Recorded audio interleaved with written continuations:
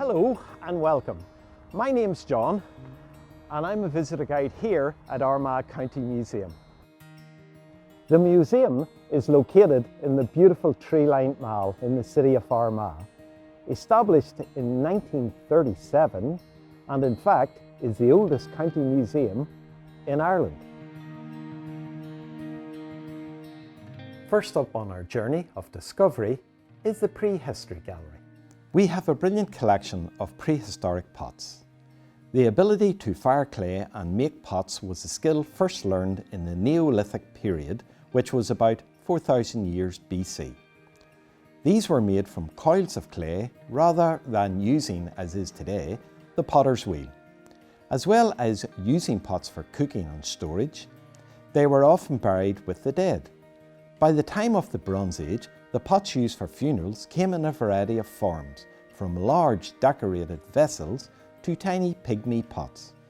Many of these became known as food vessels, the idea being that they would hold food or drink for a meal in the afterlife. Next up are the polished stone axes. One of the most well-known objects from the Neolithic period when it was necessary to devise a tool to clear the forest of trees so that crops could be planted and animals enclosed within fields. In the museum, you'll find lots of examples on display. There are some unusual objects on display in the museum that are likely to date back as far as the Bronze Age. One such object is known as a crodle and is often mistaken for a hand grenade. It is in fact not a weapon, but possibly a musical percussion instrument, because the word crodle comes from a Greek word which indicates that they make a rattling sound when shaken, which is probably from a piece of metal or stone trapped inside.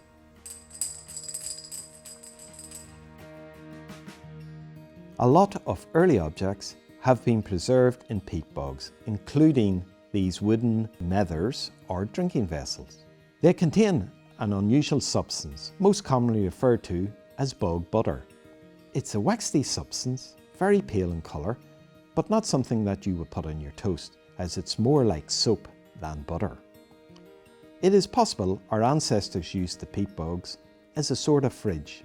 They would wrap up their food and place it in the bugs to keep them cool and safe.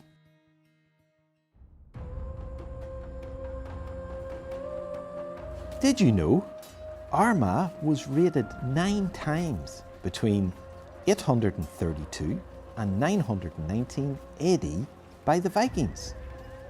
The city had a large monastery on the site where the Church of Ireland St Patrick's Cathedral is today, which was filled with lots of treasures, including fine metal objects, food and wine, and this was exactly the type of treasure the Vikings wanted.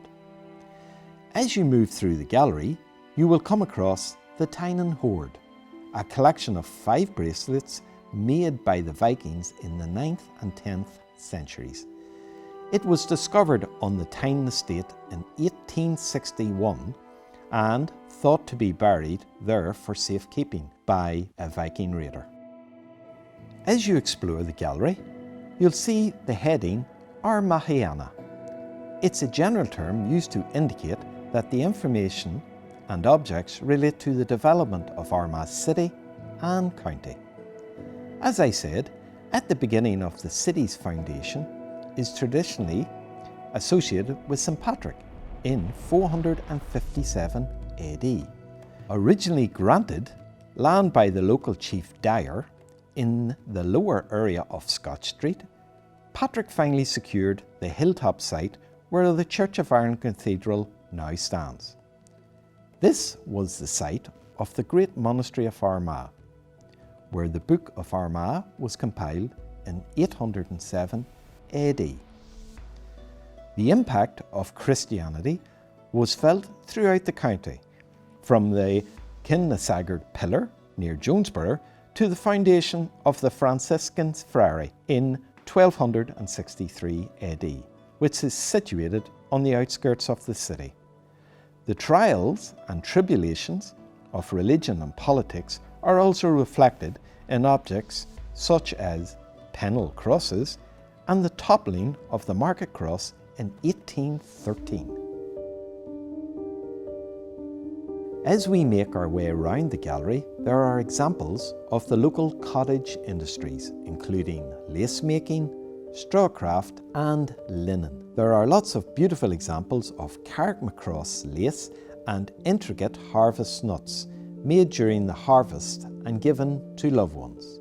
You'll also see a spinning wheel used to make thread and the weaver's shears and rubbing stones, which were the tools of the trade needed to produce linen.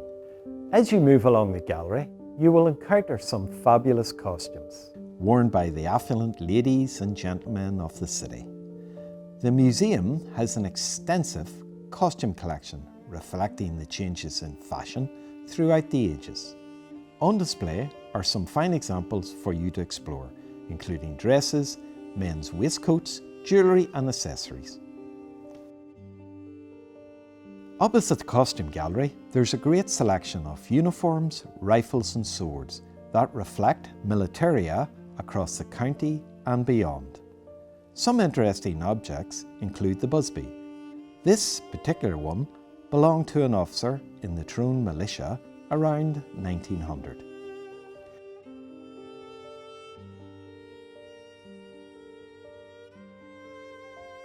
The last stop on our virtual tour is the Transport Gallery.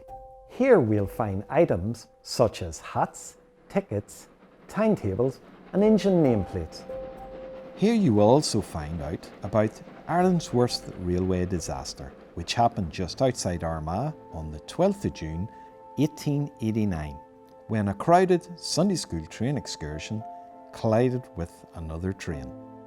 You'll see photographs of the accident, railway tickets, as well as a commemorative plaque made by a student attending art classes in the museum at the time called The Grievous Return.